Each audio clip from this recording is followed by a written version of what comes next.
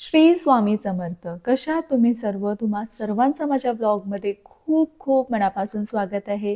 तुमचा आजचा दिवस खूप छान आनंदाचा आणि आरोग्यदायी जाओ ही स्वामींचरणी प्रार्थना. आणि आज आहे मकर संक्रांत. मकर संक्रांतीची तुम्हा सर्वांना हार्दिक शुभेच्छा.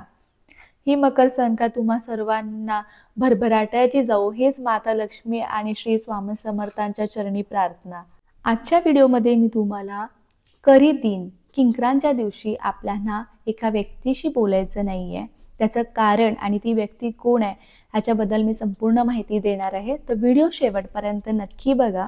उद्या किंक्रांत आहे. किंक्रांतीच्या दिवशी तुम्हाला काही शुभ काम करायचं नाहीये, काही नियमाचं पालन करायचं. ती कशी साजरी करायची याचं पूर्ण डिटेल आपल्या चॅनलवरती मी काल अपलोड केलंय, तुम्ही जाऊन बघू शकता.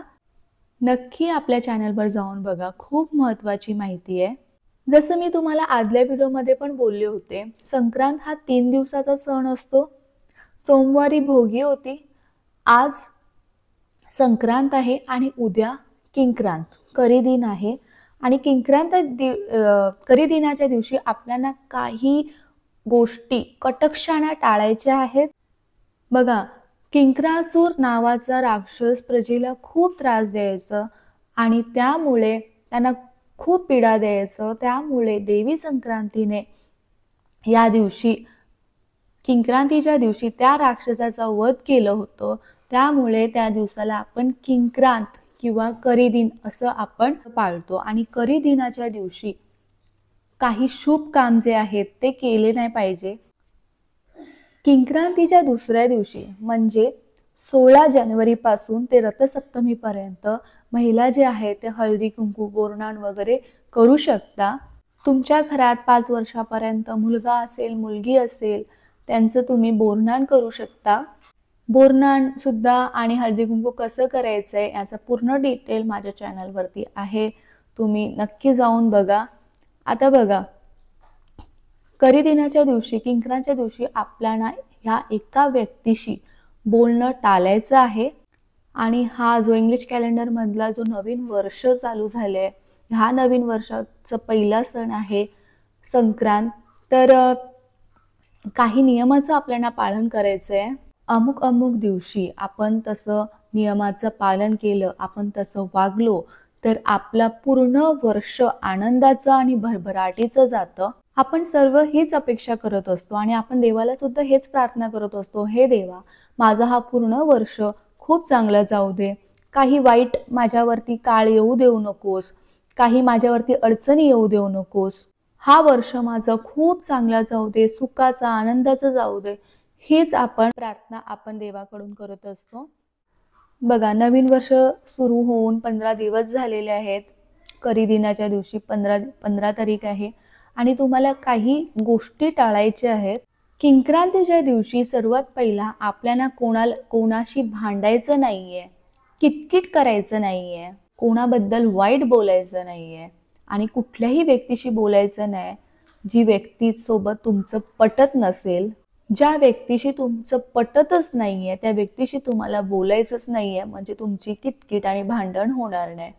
भले तो व्यक्ती घरातला असो, बाहेरचा असो किंवा तुम्ही जर ऑफिसमध्ये जाता तर असाल ऑफिसमध्ये असो. कारण बघा, कधी कधी काय होतं ना, आपल्या ऑफिसचे जे कलिग्स असतात किंवा उच्च अधिकारी असतात त्यांच्यासोबत पण कधी कधी काय होतो, आपला वाद होत असतो. आणि आता घरामध्ये पण बघा, कधी 2 भाऊ असले तर भावांमध्ये, सासू सुनांमध्ये किंवा नवरा बायकोमध्ये असं कधी ना कधी वाद होत असतात. बघा, होतं असं की घरामध्ये 5 लोक असले की सगळ्यांचं विचार वेगळं असतात, एकमेकांचं पटत नाही त्यांना. कारण बघा, प्रत्येक माणसाचा स्वभाव वेगवेगळा असतो आणि स्वभाव एकमेकांचा पटत नाही. तर बघा, छोट्या छोट्या गोष्टींवरून भांडण होतात कधीतरी आणि त्या छोट्या गोष्टींमुळे एवढं मोठं भांडण होतं आणि एवढं पलीकडे ते भांडण जातो की त्याच्यामुळे खूप काही वाईट गोष्टी घडून जातात. त्यामुळे अगदी विनंती करून सांगते सगळ्या ताईंना, दादांना, उद्या करी दिनाच्या दिवशी जर आपलं कोणाशी पटत नसेल तर अशा व्यक्तीशी तुम्ही अजिबात बोलू नका. नाहीतर बघा, हा पूर्ण वर्ष आपल्या कटकटीमध्ये जाईल. विनाकारण कोणाशी ना कोणाशी वाद होत राहील. तुम्ही बघा, आपले जे मोठे आहेत आजी आजोबा त्यांच्याशी तुम्ही ऐकलं असेल, आज कर रे बाबा, आज माझ्याशी भांडू नको, नाहीतर आपण पूर्ण वर्ष भांडत राहू. म्हणून करी दिनाच्या दिवशी, किंक्रांच्या दिवशी आपल्याला कुणाशीच वाद घालायचं नाहीये. म्हणून किंक्रांच्या दिवशी, करी दिनाच्या दिवशी तुम्हाला अशा व्यक्तीशी अजिबात बोलायचं नाही ज्या व्यक्तीशी आपलं पटतच नाही. बघा, उद्याच्या दिवशी, किंक्रांच्या दिवशी जर आपल्याकडून कोणाशी कटकट झाली, काय वादविवाद झाले, भांडण झाले, तर बघा माता लक्ष्मी सुद्धा आपल्याशी नाराज होऊन आपल्या घरातून निघून जाते. त्याच्यानंतर बघा घरात काही ना काही संकटे, शारीरिक, आर्थिक, मानसिक, आजारपण, काही ना काही किंवा फायनान्शियल रिलेटेड प्रॉब्लेम्स असो, असे ते येत राहतात. कुठल्याही प्रकाराचे संकट असतात. म्हणून घरामध्ये ह्या दिवशी, खरं तर हे रोजच पाळलं पाहिजे, आपण घरात कटकट केली नाही पाहिजे, पण काही महत्त्वाचे असे दिवस आहेत त्या दिवशी तुम्हाला कटाक्षाने कटकटी करणं, वादविवाद करणं टाळलं पाहिजे. बघा, एका घरामध्ये किंवा कुठेही आपल्याकडे एक व्यक्ती अशी असते की ती सतत कटकट करत असते, सतत चिडचिड करत असते, कुणाचा राग कुणावर काढते. म्हणजे अशी जर काही व्यक्ती असेल तुमच्या घरी, तर तुम्ही त्यांच्याशी त्या दिवशी कमीत कमी बोला. हो, हा तर हा, नाही तर नाही, फक्त तितकंच बोला. तर अशी व्यक्ती जर आपल्या घरामध्ये असेल, तर काही त्यांनी विचारलं तर हो ना एवढंच तुम्ही उत्तर द्या.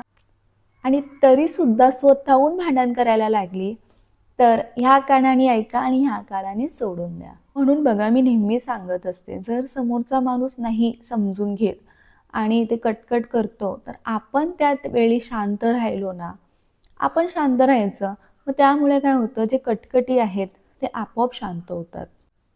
कारण बघा, एखादी व्यक्ती समोरून भांडायला लागली आणि आपण पण त्याच्या प्रतिउत्तर आणि भांडायला लागलो, तर मग आपली पण कटकट होते, आपल्या पण डोक्याला ताप, पूर्ण दिवस आपला खराब जातो आणि त्याचा खूप संताप होतो आणि त्याचा परिणाम आपल्या शरीरावर होतो. असं ना तुम्ही एकदा करून बघा. बघा, जेव्हा समोरची व्यक्ती भांडते आणि आपण त्यांना उत्तर देऊन त्यांना अजून उत्तर द्यायला लावण्यापेक्षा आपण शांत राहू. आपल्याला माहिती आहे की समजा ती व्यक्ती चुकीची आहे किंवा आपली काही चुकी आहे, पण जेव्हा आपण शांत राहतो ना, काही बोलत नाही आणि त्यांना आपल्याला उलट उत्तर देण्याचं आणि त्या उत्तरावरून भांडण्याचं आपण त्यांना कारणच देत नाही, आपण शांत राहिलो आणि आपण प्रतिउत्तर दिलं नाही आणि त्यांना सुद्धा प्रतिउत्तर द्यायला संधी मिळाली नाही, की त्यांना अजून त्रास होतो. म्हणून बघा, काही गोष्टी आपण शांत राहून सुद्धा ते सॉल्व्ह करू शकतो. तर मला तुम्हाला एवढंच म्हणायचं आहे की उद्याच्या दिवशी घरात चांगलं वातावरण ठेवा, कोणाशी कटकट करू नका. जरी तुम्ही घरातून बाहेर जाणार असाल, तरी तिकडे आपल्याला कामाच्या जागेवर असो, कुठेही असो, कोणाशीच आपल्याला कटकट भांडण करायचं नाहीये. नवरा बायकोंचं तर खूप महत्त्वाचं नातं असतं, कारण ते गाडीचे दोन चाकं असतात. त्यामुळे बघा, आपल्या घराचं कल्याण होण्याच्यासाठी नवरा बायकोनी तर कटाक्षाने अशी काही वस्तू करू नका जेणेकरून एकमेकांना राग ये किंवा म्हणजे जरी राग आलं तरी थोडं शांत राहा आणि अजिबात कटकट आणि वादविवाद किंवा भांडू नका. बघा, घराचं वातावरण आनंदमय राहण्यासाठी आणि आपले कटकट न होण्यासाठी तुम्ही काहीतरी चांगलं काम करा. तुम्ही स्वामी चरित्राचं पारायण करू शकता किंवा तुम्ही मंत्रस्तोत्र तुम्ही टीव्हीवरती लावून द्या आणि तुमचं स्वयंपाक तुम्ही तुमचं काम करत राहा. टीव्हीमध्ये बघा, छान छान स्वामीची गाणी लागू शकता, मंत्र स्तोत्र. त्यामुळे काय होतं, घरामध्ये पॉझिटिव्हिटी राहते, घरामध्ये जे चांगले वाईब्स आहेत, पॉझिटिव्ह वाईब्स राहतात.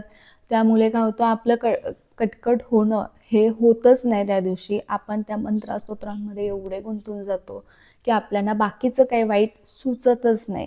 छान वातावरण ठेवा घरामध्ये आणि ज्यांचं आपल्याशी पटत नाही त्यांच्याशी तितकं तेवढंच बोला, कामापुरतीच बोला. त्या दिवशी जेवढं काम आहे तेवढंच बोला आणि आपण आपलं काम, आपलं सेवा करा तुम्ही. आणि ह्या दिवशी बेसनाचे धिरडे केले जातात, तर ते कसे करायचे ते तुम्हाला यूट्यूबमध्ये मिळून जाईल. बघा, धिरड्यांची रेसिपी तुम्ही टाकलं तर खूप सारी रेसिपीज तुम्हाला मिळून जातील. आणि बघा, वर्षभर आपण हे सर्व करत नाही, पण निदान ह्या दिवशी त्याला महत्त्व असल्यामुळे ते केल्या जातात, खाल्ल्या जातात. बघा, काही दिवशी आपण ह्या अशा महत्त्वाच्या दिवशी आपण काही नियमांचं पालन केलं, तसं वागलो, तर बघा त्याचा चांगला फायदा आपल्यावर होतो. त्यामुळे उद्या सांगितलेल्या गोष्टी दिनाच्या दिवशी तुम्ही कटाक्षाने पाळा. आणि ही महत्त्वाची माहिती मला तुमच्यापर्यंत पोचवायची होती.